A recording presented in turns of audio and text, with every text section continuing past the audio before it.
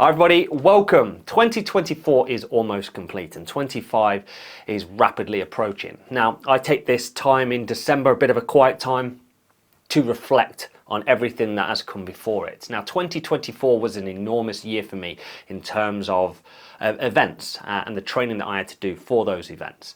So just to summarize what I've done this year, starting at the beginning of the year, it's the tail end of the last Hyrox season. So 3 events, we've got Manchester, we've got Glasgow, and we've got London Olympia. I did all 3 of these and I did 3 separate categories, which completed my set of all the Hyrox categories that they have.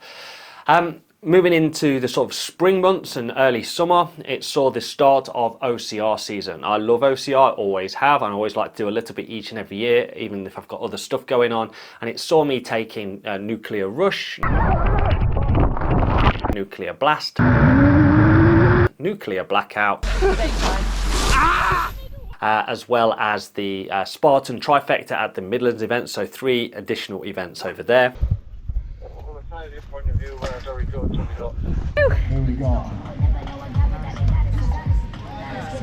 As you can see, they sort of fill up my summer months nicely. And as the summer knocked on, it sort of was approaching the sort of Goliath of the year, the biggest thing that I'd signed up for, which was the Ratrace Sea to Summit series.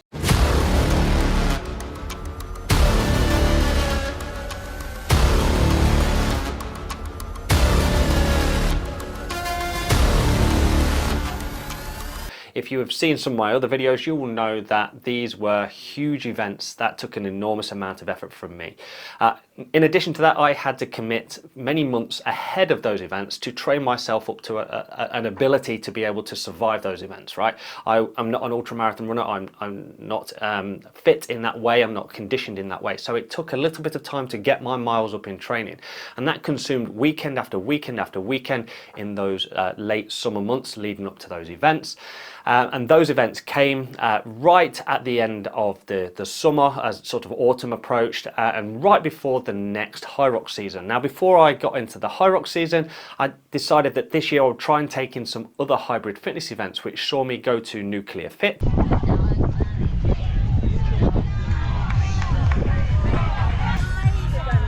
Is anyone counting?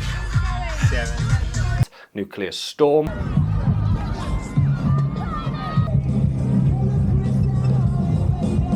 Spartan Deka.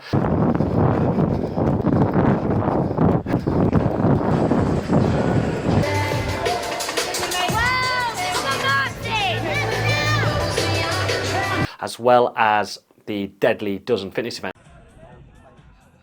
Each of those was difficult and tough and fun in their own different ways. Then I obviously did the Ratrace Sea to Summit stuff, and then almost immediately after those events, those 3 big events, the next Hyrox season begun. So it was back to Hyrox Birmingham. It was then off to Hyrox Manchester, a sort of a bonus event this year, as well as Hyrox London XL.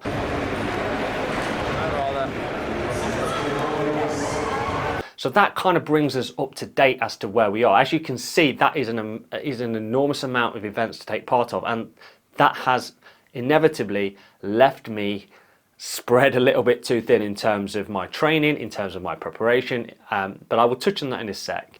So before I get into telling you about what I'm doing next year, and there are some plans for that, I want to tell you a little bit about what I've learned in 2024. Now, when you do a lot of events like this, you start to think about what it's costing you, right? And I'm not just on about the financial cost, right? There is obviously a financial cost, but as I see it, there are 3 distinct categories that it costs you, 3 different ways it costs you to do all of this sort of stuff. Now, the first is obviously financial, right? How much it costs you to do the events. It can cost anywhere between £50 and £200 to do the events that I've done this year, and over say 20 events that I've done, you can soon see that the money on event costs, on entry costs alone, is many thousands of pounds. Now, some of the big events, the ones that are far away, certainly the ultramarathons, they require a night or 2 or even 3 accommodation, right? So you've got to then pay for that, and that can be anywhere between £100 and £300. In addition to that, the ones that are far away then cost to get there, right? It's some of these places, Ben Nevis, Snowdon, Scafell Pike, these all take like a tank of petrol there, a tank of petrol back. That's another £100 to £200, depending on what car you drive. And then in addition to that, there's any sort of kit you need, any food you need to buy, and it's just price and cost and cost and cost. And you can see that how it all starts to stack up. You multiply this by the amount of events you do, and suddenly there it is a very expensive hobby. Okay, so cost number 2. This is the cost of time, the cost on you, right? When you're spending more and more time away doing these things, you soon realize that you are spending more time away from your family, right? And that's probably one of the biggest costs, the amount of time that you're away from your children and your partner. Sometimes Holly comes with me. Sometimes she couldn't this year because of how far away the events were and around our schedules and stuff. So yeah, it becomes a bit of a burden on that respect. And when you're away, even if your kids drive you nuts all day long like mine do, as soon as you're away from them, you miss them, and you get homesick, and you can't wait to get back to the sort of bedlam and craziness that is your regular life. And finally, it's the training cost, what it costs you to do so much. Now, bearing in mind, there's 3 distinct events I've done this year. We've got ultra marathons, we've got OCR, and we've got hybrid fitness. Now, if you trained any one of these things exclusively, you would get good at that one thing.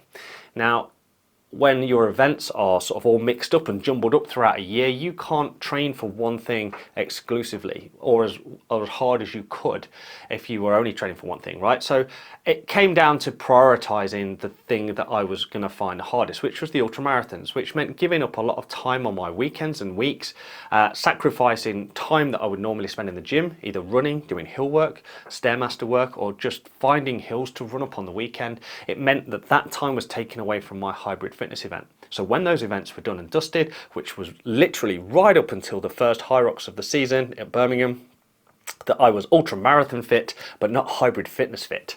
So Birmingham really hit me hard, and I knew that I was going to feel that way, but nothing quite prepares you for it. And then yeah, it's about that constant compromise and catch up, and you sort of deal in the tapering down, taking part in events and recovery.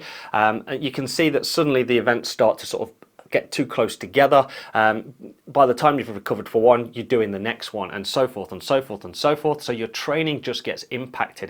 The compound effects of doing event after event after event just has this massive gap in your training. You can see how it interferes. So you might ask, well, why do you do these things? Why do you do so many things in a year that cost lots of money and takes you away from your family? I'm of the firm belief that it's about creating a decent set of experiences and adventure for yourself, right? While it's important to look after your family and do all of that stuff, there's still a part of you that needs to look after yourself. And a massive part of this for me is having life experiences and adventure while I can. Now, I'm very conscious about how many years I will be able to do this sort of thing for. I'm 45 now. 10 years from now, I'll be 55. Don't get me wrong, 55 is still very young and very capable, but you do not know how long you are going to be physically capable of doing some of the things that I do now, right? You don't know what is around the corner. You might get hit by a bus, you might get arthritis, you might get any number of things. You could be dead tomorrow, and you just don't know how long you've got left. So it's important to me to bank these memories while I can. So 2024 was an enormous year. 3 of the best memories was going into the mixed doubles with Holly.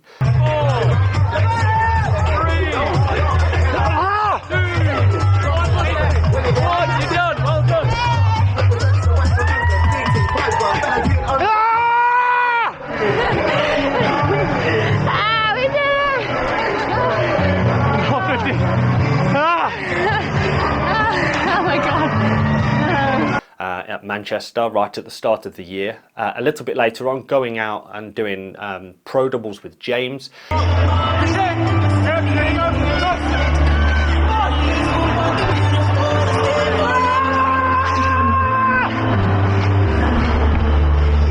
And right at the end of the year was the doubles dressed as Deadpool and Wolverine with John.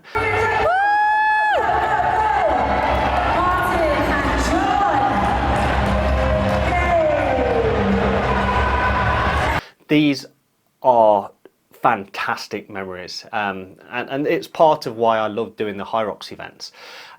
Obviously the Ratrace Sea to Summit, the sort of Goliath events that I did right there at sort of the end of summer, they are the ones that I am like most solo proud. Look at that! How amazing is that?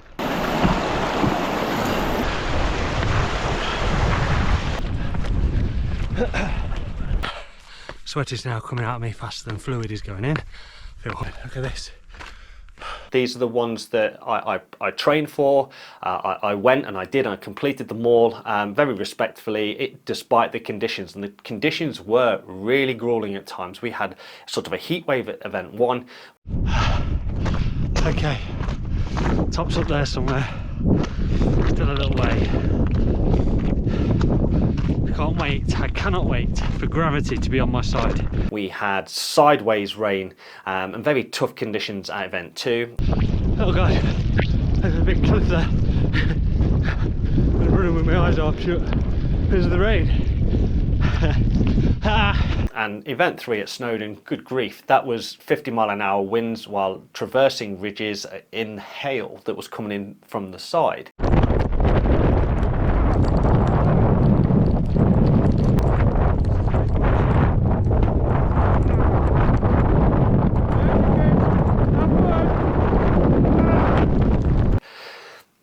These, despite the conditions, craft lasting memories in your brain. I will remember these 3 events for a very long time, probably for the rest of my life. And this goes back to why I do it, right? It's about creating these memories for me, myself. So 2025, what are my plans for next year? These are all being governed by 2 factors. One, learning that if you spread yourself thin, you can't be good or make too many gains on any one of those things. You're not going to be good at competitive OCR or ultramarathons or Hyrox if you start doing all of them all at once, right? Some people probably could, you know, the genetic monsters out there who can just smash everything all of the time. But I can't, right? It's quite clear that if I do too many things, they're all going to be compromised by each other, certainly when they're all mixed up. So, because of that, and because of the fact that I turned 45 in August, that puts me up an age group in Hyrox. For the first time ever, I will be at the very bottom of an age group. So it makes sense that now more than ever, I try to concentrate and prioritize the hybrid fitness branch of my fitness pursuits, right? I've always had a mixed bag of events each year, and I feel that they've always kind of overlapped a little bit, but also compromise one another. So I'm going to reduce all of the big stuff right down. I'm not going to be doing a Spartan trifecta. I'm not going to be doing any ultramarathons. I'm just going to be doing a couple of OCRs, but mostly hybrid fitness events. And I'm hoping to go back to all of the hybrid fitness events that I've done in the past, repeat them, and aim to better my times across all of them. So we're talking Nuclear Fit, maybe Nuclear Storm, we're talking Deadly Dozen, we're talking Deka. I'm quite keen to get to a Deka event where they've got a Deka Fit, maybe even do the trifecta because there's 3 variants of that. And then finally, nail down some new times at Hyrox. So they're the plans. Hybrid fitness, prioritize it in training, sign up to a whole bunch of these events, pepper them out throughout the year to give me constant goalposts and milestones to get me through 2025. Now, in addition to that, hopefully that will free up a little bit more time to do sort of self-challenges like the 10,000 calorie challenge or the 4x4x48, which is what I've been trying to do on and off on this channel. But if I do too much in a year, I do not have any time left to do those kind of self-motivated, self-planning challenge type things. So in addition to doing the events themselves, I am hoping to build a better physique. Now, I have touched on this a little bit on and off over the last few years. predominantly my gains and my physique have been crafted by the training that I do for hybrid fitness. The strength and the endurance work creates more muscle mass, lower body fat, and makes you look a lot like an athlete, right? And as I approach 45, it is obviously getting harder and harder to complete, but I feel that I've still got the fire in me to do well on this front. Now I'm hoping to build a sort of a more efficient engine, and this is going to reflect in how I look. Now if I start to see gains in terms of increased muscle mass and lower body fat, if I can push a little bit harder before I turn 45, I might be motivated to do something along the lines of a photo shoot. Now that's kind of a surplus goal that's floating around, and it's not my priority. Obviously I want to be fit. I don't just want to look fit, but if I can get a couple of photos done that make me look nice for a very short period of time, then I'm going to obviously do it. So there are a few of the goals. If you are interested in how 2025 is looking and how I get on, please give the channel a subscribe, because I am doing this journey with all of you, and it's really interesting to sort of bump into you guys in real life at events and stuff like that, hearing what you have to say about your own journeys, asking questions about the events that I've done. It's fantastic to be able to sort of communicate about all of the stuff that we have in common, and it connects us all together. And this is one of the greatest things about running this YouTube channel. On that front, we are coming up at the end of year 2. I'm hoping that in the future that I can continue to create content that is engaging, but relatable to the people that are doing the same sort of stuff as I am. Okay, if you've got any questions about the year ahead or about any of the events that I've done, just drop them down below. If you could give the channel a subscribe, there's often a button above or below this video. It really helps me out to create more content. Right, thank you guys for watching. I will see you in the new year. Have a good one, stay safe, Mart out.